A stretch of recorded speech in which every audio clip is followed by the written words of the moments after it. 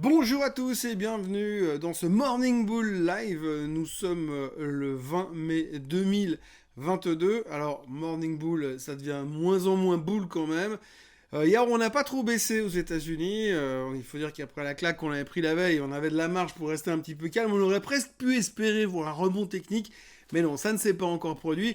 L'Europe a rattrapé son retard, mais vraiment on est dans cette phase un petit peu morose. Et c'est vrai qu'en fait, quand je regarde l'ensemble des vidéos que j'ai dû faire ces temps parce que je fais que de suivre l'actualité, je n'ai aucune influence finalement sur ce qui est en train de se passer sur les marchés, eh bien je me retrouve toujours à avoir cette impression que ça devient de plus en plus lourd, de plus en plus pesant, de plus en plus déprimant. Et c'est vrai que j'ai fait un peu le bilan ce matin et je me suis dit, ouais, en fait, quand on regarde dans le passé, ces 35 dernières années que j'ai passées dans les salles de marché et dans le monde merveilleux de la finance, eh bien, je me suis rendu compte que c'est vrai que pendant une période, on a que des mauvaises nouvelles, que des trucs déprimants, et puis après, les choses se tassent. Mais pour l'instant, on est vraiment dans ce mood, on se dit, mais là, franchement, qu'est-ce qui pourrait sortir de bien de tout ça? Et on n'a pas vraiment la réponse, c'est ce qui fait qu'on est toujours en phase de vente et que finalement, ça ne va pas extraordinairement bien. Alors, puisque ça ne va pas extraordinairement bien, on fait rapidement le bilan de tout ça.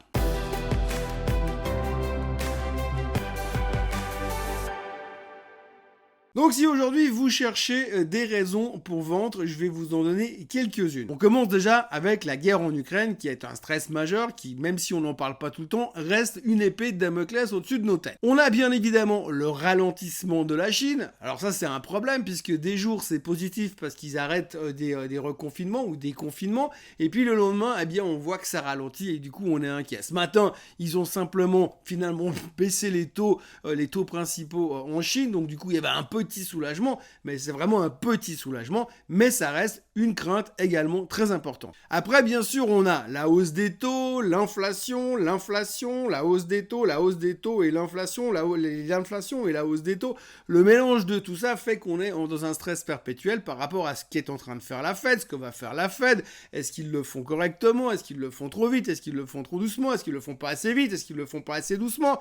Est-ce qu'à la fin, ils vont nous amener en récession, en stagflation? Ou est-ce qu'ils vont finalement réussir à faire ce qu'ils doivent faire, c'est-à-dire sauver le monde. Et puis alors le dernier truc en date qui nous stresse de façon intense, eh bien c'est le fait que le consommateur américain pourrait nous lâcher. Alors ça on en a largement parlé hier, mais c'est vrai que quand tout d'un coup vous avez cette personne imaginaire qui est l'ensemble des consommateurs américains qui tout d'un coup vous serez obligé de réduire la voilure à cause de la hausse des prix, eh bien ça nous fait très très peur et on dit toujours que le consommateur est le moteur de la croissance américaine, donc je vous laisse imaginer ce qui pourrait se passer ensuite.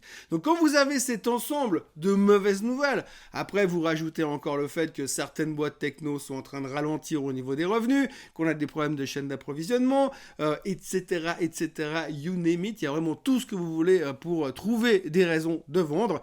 Et c'est vrai que quand on a tous les jours quelque chose comme ça devient un peu pesant. C'est vrai que l'ambiance, elle est pourrie, que plus personne n'a vraiment envie de traiter aujourd'hui. On voit que les volatilités sont pas terribles non plus. On entend parler tous les jours de crypto crash dans tous les sens. Les gens d'ailleurs ne parlent que de ça. Et on entend parler de personnes qui sont totalement ruinées parce qu'ils avaient mis 100% de leurs capitaux sur des trucs comme Luna. Bref, tout ça fait que ça pèse et ça pèse encore. À côté de ça, vous ajoutez finalement le fait que on se rapproche de plus en plus de ce fameux bear market sur le S&P 500. Alors ça, c'est aussi l'obsession du moment. C'est pas que ça change globalement la photo, mais avec la baisse d'hier, le S&P 500 aujourd'hui est plus qu'à 1,3% de rentrer en bear market. 1,3%, il suffirait d'un petit sell-off ce soir pour y être. Et on a quand même l'impression, quand on regarde les graphiques, que ça devrait assez logiquement se faire, puisque le S&P 500 est vraiment revenu dans cette tendance baissière et qu'on continue à pointer vers le bas, ça paraît presque évident. Quand on regarde un petit peu historiquement parlant, eh bien oui, on sait que chaque fois qu'on est arrivé dans des zones pareilles, dans des conditions économiques pareilles, eh bien on n'a pas échappé au bear market. Donc la question aujourd'hui que tout le monde se pose, c'est vraiment de savoir, mais alors, quid de la suite? Eh bien, on a déjà parlé il y a une semaine ou deux sur la thématique du bear market. On sait qu'en moyenne, le bear market dure environ 300 jours. Alors forcément c'est une moyenne, hein. Ça peut durer aussi 1200 jours ou ça peut durer 16 jours comme ça avait duré 16 jours lors de du crash de la pandémie du Covid en mars 2020. Après la question c'est aussi de savoir si vous interprétez le bear market comme étant depuis les tops ou est-ce que vous commencez à compter les jours par rapport au jour où on est à moins 20%. Pour l'instant on n'y est pas encore sur le S&P 500 mais si on tient compte depuis le début du mouvement, à ce moment-là, on a quand même pratiquement fait déjà 120 jours de bear market, ce qui fait que ça nous raccourcit quand même pas mal les choses. Néanmoins, c'est toujours très très difficile d'avoir un ordre d'idée, mais si on regarde les deux graphiques qui vont s'afficher tour à tour, vous avez tout d'abord le premier qui représente le pourcentage de baisse entre le top du marché et finalement la fin du bear market, donc le moment où le marché a commencé à remonter. Et le deuxième que l'on va voir, c'est le graphique qui représente ça en nombre de jours. Donc vous voyez que pour l'instant, on n'est pas en bear market, c'est pour ça que la couleur du S&P 500 n'est pas la même, mais on est toujours dans cette évolution et ça compte déjà, puisque si ça rentre en bear market, on va déjà compter ce qui s'est passé avant. Donc on peut commencer à avoir une espèce d'échelle, mais on voit qu'on n'est largement pas encore sorti de l'auberge, comme on dit, pour le moment. Donc voilà, c'est un des gros stress du moment, plus l'ensemble des mauvaises nouvelles du marché fait qu'on est dans une ambiance vraiment pourrie et on se demande comment ça va se terminer. Pas bien. Après, l'autre côté et la bonne nouvelle qu'il faut quand même garder, c'est que je suis en train de tourner bearish. Et donc quand je suis en train de tourner bearish, généralement c'est qu'on n'arrive pas très loin du fond du trou. Parce que chaque fois que j'ai commencé à me dire, maintenant je commence à shorter, généralement c'est relativement trop tard. Donc je commence à avoir peur, ce qui est plutôt une bonne nouvelle, et ce qui peut laisser espérer qu'à un moment donné, ça ira mieux. Alors on s'accroche à ce qu'on peut, mais enfin c'est comme ça que je fonctionne de mon côté. Alors ça, plaisanterie mise à part, on est dans un environnement pourri, on a des situations compliquées, on a encore 2-3 boîtes qui vont venir publier type Nvidia la semaine prochaine, c'est Ferrer, où tout le monde est déjà en train de dire que ça va être une catastrophe. On a aussi une chose qui s'est produite ces derniers jours, c'est la liquidation de certains hedge funds. En tout cas, le s'appelle Melvin Capital, c'est celui qui s'était fait massacrer dans la période de Wall Street Bet, qui lui était short sur GameStop ou sur AMC. Donc ils s'étaient fait massacrer, ça lui coûtait beaucoup d'argent, ils sont en train de liquider le fonds. D'ailleurs certains disent que c'est la liquidation du fonds qui a causé la correction de 5% sur le Nasdaq mercredi dernier, parce que en l'occurrence les plus grosses pertes du Nasdaq, ça correspondait aux positions qui restaient encore dans le fonds Melvin Capital. C'était plus de 7 milliards et demi de dollars quand même qui sont partis en fumée. Ils ont liquidé, ils ferment, ils arrêtent, les gars ils se restructurent, ils vont faire autre chose, je sais pas, du golf, de la pétanque, aucune idée. Mais en tout cas, visiblement, faire asset manager, c'est plus terrible. À noter aussi, on a déjà parlé récemment, le fonds Tiger Capital, qui est un des gros hedge funds américains, qui réduit sa voilure au niveau des actions. Donc on voit que les gens sont en train de se dégonfler gentiment de ce côté-là. C'est aussi des signes qu'on arrive gentiment au fond du bac et de cette tendance baissière. Maintenant, la problématique, c'est que dans cet environnement, ça peut quand même durer encore un petit moment et c'est très très difficile de trouver le timing intéressant pour revenir. Parce qu'on sait quand même qu'à la fin, et ça je l'ai dit et répété, et je le répéterai encore, que quand on a une période inflationniste et quand on a des taux qui remontent, même si au début le marché n'aime pas, au bout d'un moment, il rattrape le mouvement et il se colle à la tendance de hausse des taux, et c'est plutôt positif quand même pour les marchés sur le moyen long terme. Sauf qu'il y a cette période d'adaptation dans laquelle nous sommes, qui est extrêmement pénible, nerveusement et psychologiquement, mais on doit y passer. Si on parle un petit peu des nouvelles du jour, eh bien on peut déjà noter que M. Gary Gensler, qui est le patron de la SEC, la SEC, les autorités supérieures des marchés financiers aux États-Unis, qui a déclaré que l'effondrement du Terra et du Luna n'était que le début de ce qui allait continuer à se péter la gueule derrière, donc assez optimiste sur les crypto-monnaies comme on le voit. On notera aussi que M. Biden a backé l'entrée de la Suède et de la Finlande dans le temps, donc ça c'est pas une surprise. Ça va sûrement faire plaisir à M. Poutine quand même. Ils sont en train de préparer un nouveau contrat pour balancer 40 milliards d'aides à l'Ukraine aussi via de l'armement.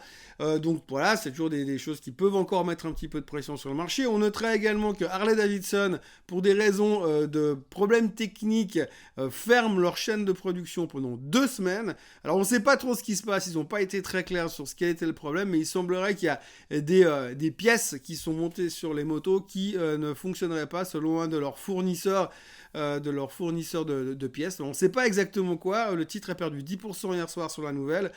Et franchement, c'est pas très très clair sur la suite des affaires. Mais 2 semaines pour fermer les chaînes de production, c'est énorme et il va y avoir des conséquences déjà sur les livraisons, mais aussi et surtout sur la performance de l'action. On notera aussi que les chiffres des nouvelles ventes de maisons aux États-Unis étaient au plus bas depuis le début de la pandémie de Covid. Ça non plus, c'est pas une super bonne nouvelle.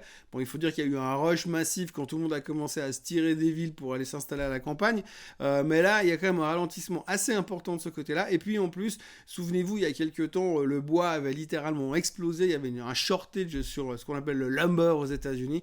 Et là, depuis quelques temps, il est de nouveau au plus bas depuis 2022. On voit de moins en moins de ventes de maisons, donc de moins en moins besoin de bois, ceci expliquant cela. C'est peut-être le seul point positif sur le fait que les matières premières commencent à ralentir, en tout cas sur certains points, sur celui-là. C'est évidemment pas le cas de tout ce qui est matières premières qui se mangent, mais autrement pour le reste, ça a l'air de se calmer un petit peu au niveau de la construction. Ça peut être positif parce qu'il y a moins d'inflation, mais c'est aussi moins positif parce que finalement, y a un ralentissement dans l'immobilier qui pourrait se faire ressentir.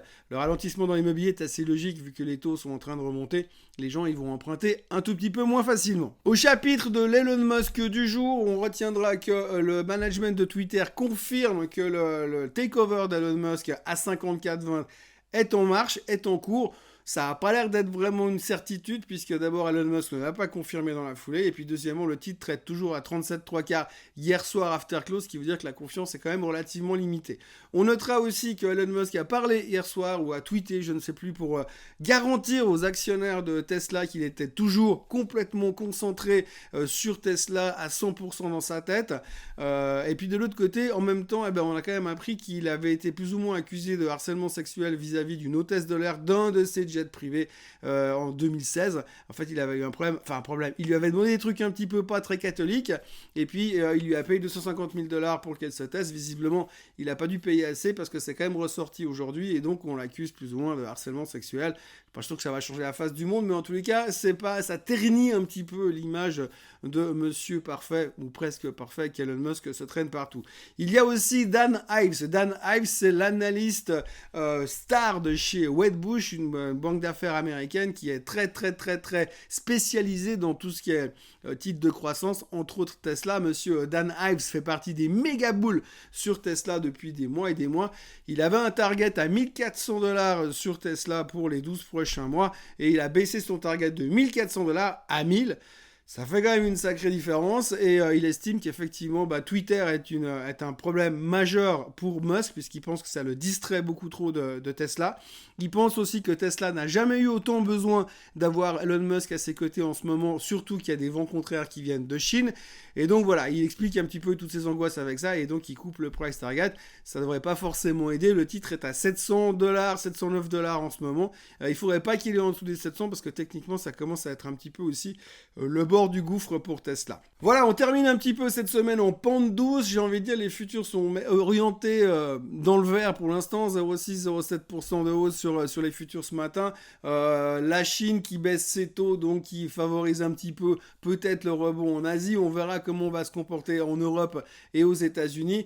Peu ou pas de chiffres économiques importants aujourd'hui aux États-Unis. Par contre, on aura la confiance du consommateur en Europe et la production industrielle en Suisse. Mais pour l'instant, je pense que ça risque d'être relativement calme. On espère, ça ferait pas de mal. Et puis on a un petit peu l'impression que les gens sont en train de racheter des positions en fin de week-end pour ceux qui ont essayé de jouer à l'effondrement final ou finalement cette entrée en bear market. Donc on va malheureusement reparler beaucoup de tous les thèmes que j'ai mentionnés dans cette vidéo. On espère qu'à un moment donné, on verra une espèce de lumière au fond du tunnel qui nous permettra de sortir. On espère juste que la lumière qu'on verra au fond du tunnel ne sera pas un train qui est en train de rentrer dans l'autre sens et nous arriver en face.